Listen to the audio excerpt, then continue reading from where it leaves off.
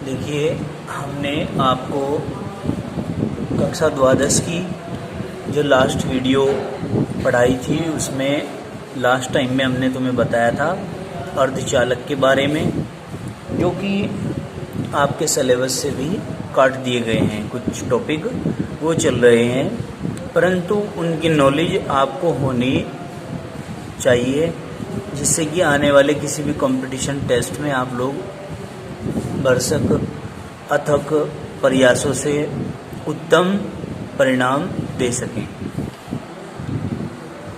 बाह्य या अपद्रव्यी अर्धचालक आप लोग पढ़ चुके थे। अब आप उसके बाद पढ़ेंगे एन प्रकार के अर्धचालक। हम जरा कैमरे को सेट कर लेते हैं, उसके बाद आप लोगों से बात करेंगे। ये देखिए, ये एन प्रकार के अर्धचालक हैं, आपको दिखाई दे रहे होंगे स्क्रीन पर। एन प्रकार के अर्धचालक, इसको अंग्रेजी में एन टाइप सेमीकंडक्टर कहते हैं ना रिमझिम बहन जी, एन टाइप सेमीकंडक्टर। अब हम क्या कहेंगे, ये दो प्रकार के होते हैं, एन प्रकार के, पी प्रकार के, ठीक है ना, समझ रहे हैं। हाँ, किसी की टेंशन नहीं लिया करते। किसी ने पढ़ना है पढ़िए, नहीं पढ़ना है मत पढ़िए। तुम क्यों टेंशन लेते हो किसी की, समझ गए नहीं। इधर इधर हो जाओ थोड़े से। अब देखिए, इधर इधर हो जाओ, उसको नहीं दिख रहा है। अब देखेंगे, इधर हो जाओ। N5 और P3 क्या, इसका एक कोड है, मैं यहाँ पे लिख देता हूँ। N5 और P3। अभी लास्ट वीडियो में आपने एक पॉइंट पढ़ा था, मादन। जिसने वीडियो देखी होगी उसमें आप लोगों ने पढ़ा था मादन। क्या मादन? उसमें कोई वीडियो देख नहीं रहा है, बहुत ही कम विद्यार्थी देख रहे हैं, क्योंकि यहाँ व्यूअर की संख्या लिखी हुई आ जाती है। कितने व्यूअर हैं हमारे, कितने बच्चों ने वीडियो देखी है, समझ रहे हैं ना। तो उसमें 5 या 7 ही होते हैं, ज़्यादा नहीं होते हैं व्यूअर्स, और 5 या 7 ही बच्चे उस वीडियो को देख पाते हैं। उसमें ट्यूशन वाले बच्चे भी हैं। अब ये नहीं पता वो ट्यूशन वाले ही देख रहे हैं या स्कूल वाले ही देख रहे हैं, या स्कूल वाले देख रहे हैं या ट्यूशन वाले नहीं देख रहे, ठीक है ना, पता चल जाता है। तो वो पढ़ा था आपने मादन, अंग्रेजी में उसको कहते हैं डोपिंग। क्या कहते हैं? डोपिंग। तो डोपिंग क्या होती है कि प्योर स्टेट में जब कोई पदार्थ होता है तो उसमें हम यदि करंट का प्रवाह करके देखेंगे, इलेक्ट्रिसिटी का फ्लो करके देखेंगे, तो इलेक्ट्रिसिटी का उसमें फ्लो नहीं होगा, क्योंकि वो बिल्कुल प्योर स्टेट में है। समझ में आई बात? जब तक हम उसके अंदर कोई इम्प्योरिटी नहीं मिलाएंगे तब तक करंट का फ्लो नहीं होगा। तो देखिए, N5 कोड है, N5 मतलब N प्रकार के जो अर्धचालक हैं उनमें 5 संयोजकता वाले तत्व को अशुद्धि के रूप में मिलाना है। समझ में आई बात? और जो P प्रकार के अर्धचालक हैं उनमें 3 संयोजकता वाले पदार्थ को अशुद्धि के रूप में मिलाना है। क्लियर होगी बात? ये बात यहाँ तक क्लियर होगी हो तो मुझे बताओ, कोई दिक्कत है? देखो यहाँ ध्यान से, क्या कहेंगे, जर्मेनियम या सिलिकॉन के क्रिस्टल को, यानी कि जर्मेनियम या सिलिकॉन लेना है, उसके क्रिस्टल को 5 संयोजकता वाले अपद्रव्य से मादित कराने पर, मतलब 5 संयोजकता वाला कोई भी तत्व उठा के इसके अंदर मिला देते हैं, ठीक है ना, तो N प्रकार के अर्धचालक प्राप्त होते हैं। ठीक है, किसको? जर्मेनियम या सिलिकॉन के अंदर 5 संयोजकता वाला कोई भी पदार्थ हम मिला देंगे अशुद्धि के रूप में। जो ये मिलाने वाली प्रकृति है या प्रक्रिया है, केमिस्ट्री में हम इसको डोपिंग कहते हैं, यानी कि मादन कहते हैं, ठीक है। और जो प्राप्त होता है आपको बाद में, वो N प्रकार के अर्धचालक प्राप्त होते हैं। क्या प्राप्त होते हैं? हाँ, N प्रकार के अर्धचालक प्राप्त होते हैं। बोल के बताया करो, ठीक है ना। परमात्मा ने क्या दिया है आपको? जबान, ठीक है। देखो, जर्मेनियम या सिलिकॉन के आवर्त सारणी के 14वें वर्ग में, 14वें में उपस्थित होते हैं कौन कौन? जर्मेनियम या सिलिकॉन। समझ में आई बात? करो भाई। अब देखिए, जर्मेनियम या सिलिकॉन के आवर्त सारणी में को लिखो, इसको को आवर्त सारणी में 14वें समूह में उपस्थित हैं या स्थान दिया गया है। शुद्ध क्रिस्टल सिलिकॉन 4 संयोजकता बंध बना सकते हैं। सिलिकॉन का यदि आप इलेक्ट्रॉनिक कॉन्फ़िगरेशन करोगे तो 2 8 4 ही तो आएंगे, तो इसके बाह्यतम कोष में 4 इलेक्ट्रॉन हैं, ठीक है ना। तो 4 संयोजी बंध बना सकता है ये।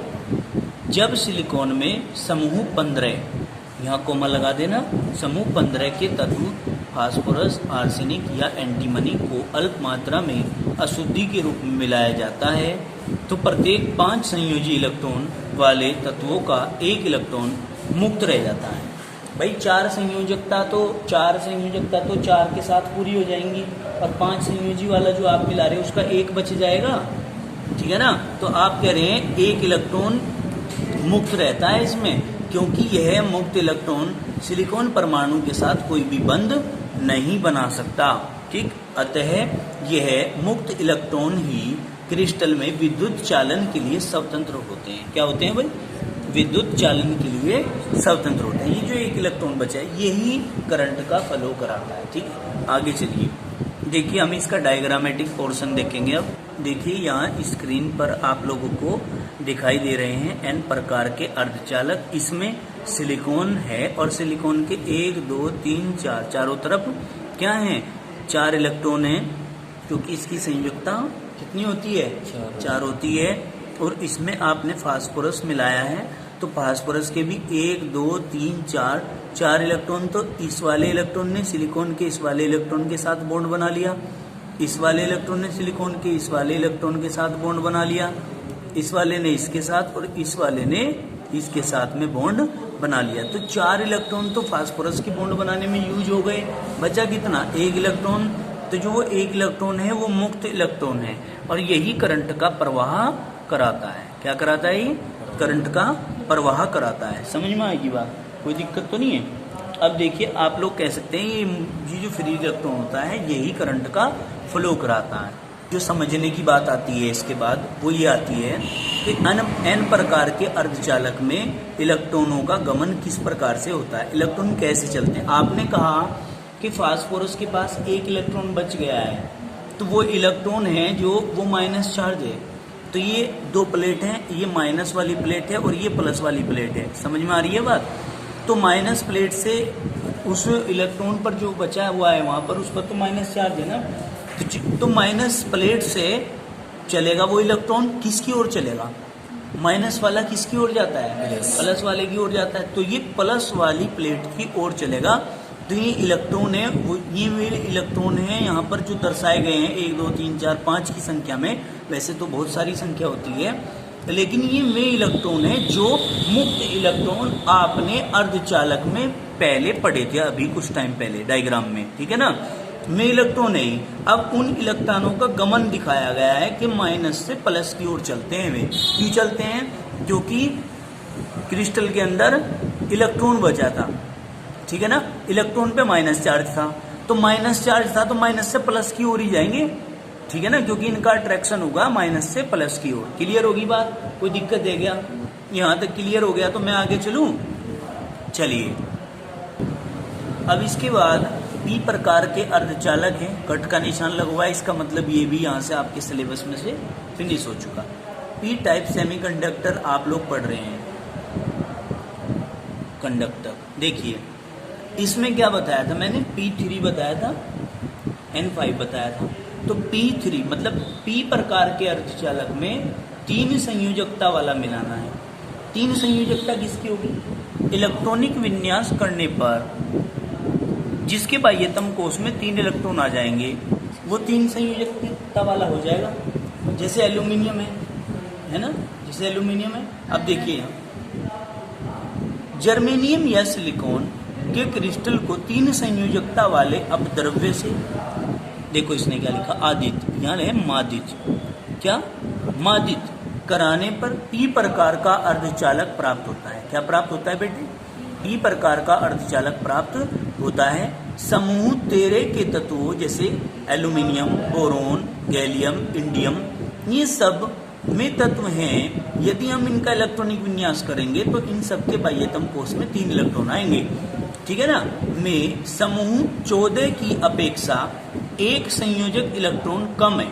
भाई 14 वाले में तो 14 बाह्यतम कोष में 4 इलेक्ट्रॉन है, लेकिन ये 3 संयोजकता वाले हैं, इनके बाह्यतम कोष में 3 इलेक्ट्रॉन है, तो 14 वाले से तो इसमें 1 इलेक्ट्रॉन कम है। समझ में नहीं आई बात? तो हमने कहा जब समूह 13 के तत्वों की अल्प मात्रा में शुद्ध सिलिकॉन से मिश्रित किया जाता है या मादित किया जाता है, तो सिलिकॉन केवल क्या 3 संयोजी, क्या सिलिकॉन केवल 3 संयोजी इलेक्ट्रॉन के साथ बंध बनाने में भाग लेता है। सिलिकॉन के 3 इलेक्ट्रॉन किसके, एल्यूमिनियम के या बोरोन के 3 इलेक्ट्रॉनों के साथ तो बॉन्ड बना लेगा, बॉन्ड बनाने में भाग ले लिया। बाकी चौथी और बंध बनाने के लिए इस परमाणु के पास, किसके, बोरोन के पास 1 इलेक्ट्रॉन न होने के कारण यह स्थान रिक्त रह जाता है, खाली रह जाएगा। भाई बॉन्ड बनाने के लिए इलेक्ट्रॉन ही नहीं है, तो यह स्थान क्या रह जाएगा, खाली। फिर सुनो बात क्या होती है, इस रिक्त स्थान को हम छिद्र मान लेते हैं। क्या मान लेते हैं, छिद्र। ये छिद्र ही क्रिस्टल में धनावेश की भांति कार्य करते हैं, ठीक है, जिससे क्रिस्टल में विद्युत चालन होता है। क्या होता है भाई, करंट का प्रवाह होता है। हमने जो चौथी ओर बॉन्ड बनाने के लिए इलेक्ट्रॉन हमारे पास नहीं बचा है, उसको हमने छिद्र मान लिया। क्या मान लिया, उसको हमने छिद्र मान लिया, ठीक है। अब उसको हमने छिद्र मान लिया और वही करंट का प्रवाह कराएगा क्रिस्टल के अंदर, ठीक है, और उसको हम कहेंगे कि वो धनावेश की भांति कार्य करता है, जिससे क्रिस्टल में विद्युत चालन होता है। विद्युत क्षेत्र में छिद्र की गति की दिशा जो होगी वो इलेक्ट्रॉन की विपरीत दिशा में होगी। क्यों होगी, क्योंकि छिद्र को हमने क्या मान लिया, धनावेश। किसकी भांति कार्य करता है छिद्र, धनावेश की भांति।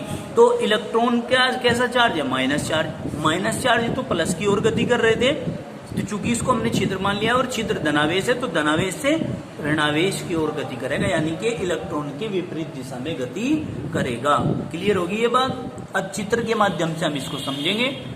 यहाँ इस वीडियो में आप लोगों को दिखाई दे रहा है स्क्रीन पर पी प्रकार के अर्धचालक। इसमें क्या है, सिलिकॉन सिलिकॉन सिलिकॉन है चारों तरफ, और इस सिलिकॉन के यानी कि 4 संयोजकता वाले क्रिस्टल के अंदर एक 3 संयोजकता वाला बोरोन डाल दिया गया है। तो देखिए बोरोन की संयोजकता 3 है, क्योंकि इसके बाह्यतम कोष में 3 इलेक्ट्रॉन उपस्थित हैं, और सिलिकॉन के बाह्यतम कोष में, जिसको हम आउटर मोस्ट सेल बोलते हैं, उसमें कितने इलेक्ट्रॉन हैं, 4 इलेक्ट्रॉन है। तो देखिए बोरोन का 1 इलेक्ट्रॉन तो इसके साथ बॉन्ड बनाता है, 1 इलेक्ट्रॉन इसके साथ बॉन्ड बनाता है, 1 इलेक्ट्रॉन इसके साथ बॉन्ड बनाता है। सिलिकॉन का 1 इलेक्ट्रॉन यहाँ है, परंतु सिलिकॉन का ये इलेक्ट्रॉन बोरोन के किस इलेक्ट्रॉन के साथ बॉन्ड बनाए, यहाँ तो इलेक्ट्रॉन बचे ही नहीं है, क्योंकि 1 2 3 पूर्ति हो गई भाई, 1 2 3 पूरे हो गए। अब चौथा इलेक्ट्रॉन तो है ही नहीं, तो ये चौथा इलेक्ट्रॉन जो है सिलिकॉन का बोरोन के साथ बॉन्ड बनाता है, लेकिन हम यहाँ पर छिद्र मान लेते हैं, और उस छिद्र को कहते हैं धनात्मक छिद्र। क्या, धनात्मक छिद्र, क्योंकि ये इलेक्ट्रॉन है, ये धनात्मक छिद्र की ओर अट्रैक्ट होता है, इसलिए इनमें बंधन पाया जाता है, बॉन्ड पाया जाता है। और ये जो धनात्मक छिद्र है, यही इस पी प्रकार के अर्धचालक में करंट के प्रवाह के लिए रेस्पॉन्सिबल होता है। समझ में आई बात? अब इसके बाद एक चीज और आ जाती है कि इसमें करंट का प्रवाह किस दिशा से किस दिशा में होता है। आपने कहा है पहले ही इस वीडियो में कि भाई इलेक्ट्रॉन की विपरीत दिशा में होता है। अब वो कैसे होता है उसे समझिए। देखिए आप लोगों को यहाँ चित्र में दिखाई दे रहा है पी प्रकार के अर्धचालक में छिद्र, जैसे धनावेश का गमन। छिद्र मान लिया था हमने क्या कहा था कि क्रिस्टल है, और क्रिस्टल के अंदर हमारे पास होल बच गया था एक बोरोन के पास में, ठीक है ना। बोरोन के पास में बॉन्ड बनाने के लिए इलेक्ट्रॉन नहीं थे। मैं आपको रिपीट कर रहा हूं ये बात, बोरोन के पास में क्या नहीं थे, सिलिकॉन के साथ, सिलिकॉन के चौथे इलेक्ट्रॉन के साथ बॉन्ड बनाने के लिए इलेक्ट्रॉन नहीं थे, तो वहां पर एक छिद्र उत्पन्न हो गया था जो वहां पर इलेक्ट्रॉन के प्रवाह का काम करता है। और चूंकि इस छिद्र पर कैसा चार्ज होता है, पॉजिटिव, POSITIV, पॉजिटिव चार्ज होता है इसके ऊपर। तो जब हम करंट का फ्लो देखते हैं तो प्लस से माइनस की ओर चलते हैं, क्योंकि प्लस वाला अगर कोई पॉइंट है तो वो प्लस वाले की ओर तो चलने का नहीं, वो प्लस से डिफरेंट डायरेक्शन में चलेगा, तो ये प्लस वाले जो हैं ये माइनस वाली प्लेट की ओर गमन करते हुए आपको दिखाई दे रहे हैं। इसलिए कहते हैं कि विद्युत क्षेत्र में छिद्र की गति की जो दिशा होती है वो इलेक्ट्रॉन के विपरीत दिशा में होती है। समझ में आई बात? किसके? इलेक्ट्रॉन के विपरीत दिशा में होती है। क्लियर हो गया यहाँ तक? कोई दिक्कत तो नहीं है? अब आगे चलते हैं। अब देखिए, अब हम इसके बाद पढ़ने जा रहे हैं पी तथा एन प्रकार के अर्धचालकों के अनुप्रयोग। हम कहेंगे ये भी सिलेबस से कट चुका है। देखिए, एन तथा पी प्रकार के अर्धचालकों से कई प्रकार के इलेक्ट्रॉनिक उपकरण बनाए जाते हैं। मतलब ये जो सेमीकंडक्टर बोलते हैं अर्धचालकों को, इनसे बिजली के बहुत सारे उपकरण बनाए जा सकते हैं। डायोड इन इलेक्ट्रोडों से ही बना हुआ होता है, जिसका उपयोग दिष्टकारी के रूप में होता है। दिष्टकारी को बोलते हैं डीसी करंट के रूप में होता है। कहेंगे डीसी करंट के। अब देखिए, सैंडविच देखा है क्या आपने? क्या होती है सैंडविच? चटनी टाइप होती है, मिक्सअप होता है ना वो, ये कुछ और होता है। मिक्सअप भी तो होता है सैंडविच, खाया होगा, शादियों में बनता है। हाँ, मेरे तो जीभ में भी पानी आ गया। देखो, NPN तथा PNP मिक्सअप कर दिया ना, NPN, NPN तथा PNP से सैंडविच करने पर, मतलब इनको आपस में मिक्स करने पर, समझ गए ना, बना अर्धचालक ट्रांजिस्टर कहलाता है। इनको यदि मिला दिया जाए बहुत सारों को तो ट्रांजिस्टर बन जाता है। ट्रांजिस्टर होती है रेडियो। इसका उपयोग रेडियो तरंगों की पहचान एवं प्रवर्धन में किया जाता है। तरंगों की पहचान कैसे? वो जो रेडियो में नहीं होता लट्टू सा, उसको घुमाते हैं, कभी कभी चैनल पकड़ लेता है, कभी कभी सें आती रहती है आवाज़। समझ में आई बात? तो ये क्या है? ये पहचान और प्रवर्धन, फ्रीक्वेंसी को सेट करने में किया जाता है। सोलर सेल एक शक्तिशाली प्रकाश डायोड है जो सोलर हवाई लगे हुए हैं यहाँ पर छत पर। ये जो फैन चल रहे हैं कैसे चल रहे हैं? सोलर से, जिनका उपयोग विकिरण ऊर्जा को विद्युत ऊर्जा में परिवर्तन करने में किया जाता है। काहे में भाई? विकिरण ऊर्जा को विद्युत ऊर्जा में परिवर्तन करने में प्रयोग किया जाता है। इसका गैलियम आर्सेनिक बहुत तीव्र परिणाम देने वाले अर्धचालक है। ये भी बात आपको ध्यान में रखनी चाहिए। अब इसके बाद हम आगे चलते हैं अपने नए टॉपिक को लेकर के, जिसका नाम है ब्रैग समीकरण। इसको अंग्रेजी में ब्रैग्स इक्वेशन के नाम से जानते हैं। किस नाम से जानते हैं? Bragg equation. क्या कहेंगे? एक्स किरणों के लिए क्रिस्टल केवल पारगमन ग्रेटिंग ही नहीं, मतलब पार ही नहीं होता, बल्कि जैसे प्रकाश जाता है वो उसमें को आर पार ही नहीं होता, बल्कि टकराकर कुछ प्रकाश वापस भी आ जाता है, जिसको कहते हैं परावर्तन। समझ गए? क्या कहा? एक्स किरणों के लिए क्रिस्टल केवल पारगमन ग्रेटिंग ही नहीं बल्कि परावर्तन ग्रेटिंग के समान भी कार्य करता है। किसके भाई? परावर्तन ग्रेटिंग के समान भी कार्य करता है। अतः क्रिस्टल का प्रत्येक जालक तल एक्स किरणों के लिए ग्रेटिंग की एक रेखा की भांति व्यवहार करता है। किसके लिए भाई? एक रेखा, किरण की भांति व्यवहार करता है। अतः ब्रैग ने उच्च तीव्रता वाली एक्स किरणों के लिए एक समीकरण दिया। क्या किया? अतः ब्रैग ने उच्च तीव्रता वाली एक्स किरणों के लिए एक समीकरण दिया। क्या समीकरण दिया? n लैम्डा बराबर 2d sin थीटा। ये आपने याद रखना है। क्या है समीकरण भाई? n लैम्डा बराबर 2d sin थीटा। क्या है? n लैम्डा बराबर 2d sin theta, where n कोई पूर्णांक है। n को हम क्या कहते हैं? कोई भी पूर्णांक कह देते हैं। लैम्डा क्या है बेटे? एक्स किरण की तरंग दैर्घ्य है। क्या है? एक्स किरण की तरंग दैर्घ्य। और d क्या है? दो परतों के बीच की दूरी। एक परत ये, दूसरी परत ये, उन दो परतों के बीच की दूरी को क्या कहते हैं? बताओ। d कहते हैं। और थीटा क्या है बेटे?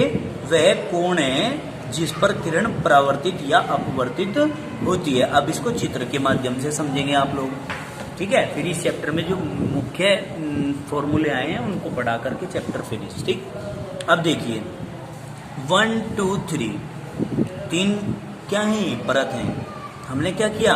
फर्स्ट परत, ये बिंदु है, यहाँ पर ये बिंदु आपको दिखाई दे रहे हैं। तो ये क्या है भाई? समझना ध्यान से। कोई भी प्रकाश की किरण आई है, ये आई और ये टकरा कर चली गई, तो ये जो एक अपवर्तनांक होता है, एक पूरा चक्कर होता है, इसको मान लिया लैम्डा। ठीक है? और ये जो इस परत से इस परत के बीच की दूरी है, इसको मान लिया आपने d। क्या मान लिया? d। और जिस प्रकाश की तरंग आ रही है और टकराकर जिससे परावर्तित हो रही है आ रही है, ये मतलब इसने कहा कि इनका पारगमन ही नहीं बल्कि परावर्तन भी होता है। ठीक है, तो क्या कहा भाई, ये जिस कोण से टकराकर जा रही है उसको थीटा मान लिया। समझ में आई बात? इसने क्या कहा, ध्यान से सुनना, लेयर ऑफ एटम, ये क्या है, लेयर ऑफ एटम है यहाँ पे। ठीक है, देखिए, इन फेज वेव रेनफोर्स मतलब प्रतिबल, प्रतिबल लग रहा है ना परतों पर, वो बताया। X ray beams absorb,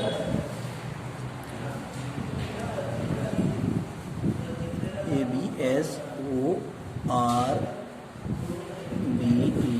absorb. समझ में आई बात? तो एक्स किरणों का एब्जॉर्प्शन दिखाया है, लेयर दिखाई है, लेयर में किस तरह प्रकाश की किरण आती है, टकराकर किस तरह जाती है, कितना इसका अपवर्तनांक होता है, कितनी इसकी दूरी होती है।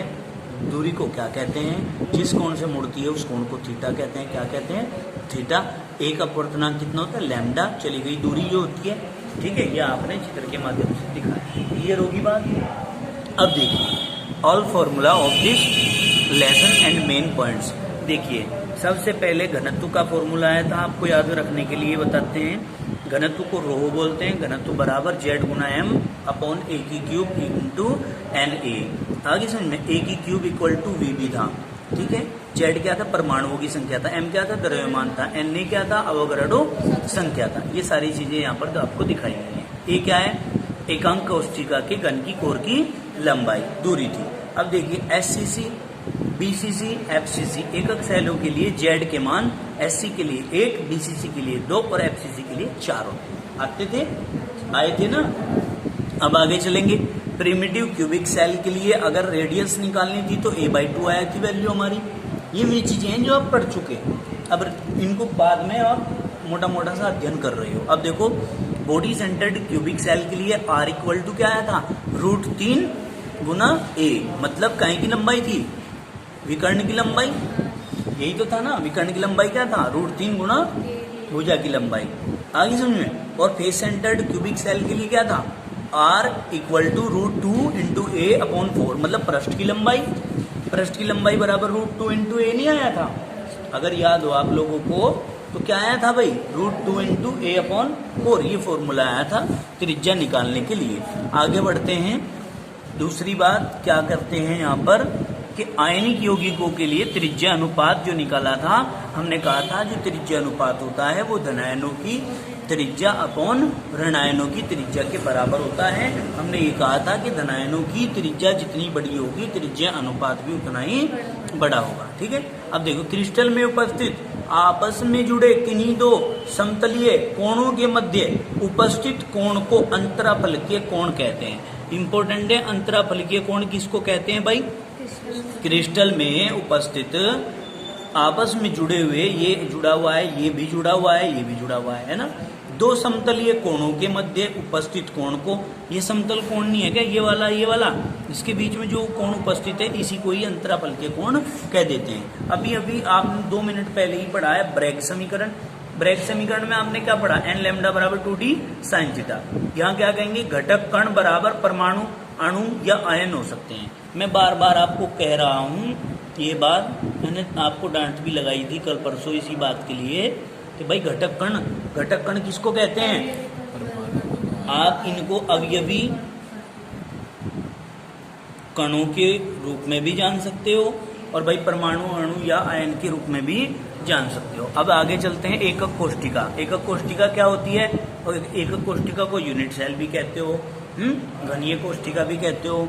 अब देखो, यूनिट सेल भी कह रहे हैं, है ना, कह रहे हैं, इकाई भी कह रहे हैं, सब इसी के नाम है। अब देखिए, त्रिविम जालक में किसी क्रिस्टल का वह न्यूनतम अंश, किसी क्रिस्टल के अंदर, त्रिविम जालक का कोई क्रिस्टल है, उसके अंदर वो छोटा सा अंश जिसकी बार बार पुनरावृत्ति करने पर पूरे क्रिस्टल का निर्माण हो जाता है, उसको हम क्या कहते हैं, एकक कोष्ठिका कहते हैं। ठीक है, कौन है, अभी आ रहा हूँ मैं, बैठा लो, लेके आएगा टिश्यू, बात कर लो पेज को बस। देखो अब ध्यान से, एक कोष्ठिका हो गया आई, ये है स्टाइकियोमीटिए दोष, क्या?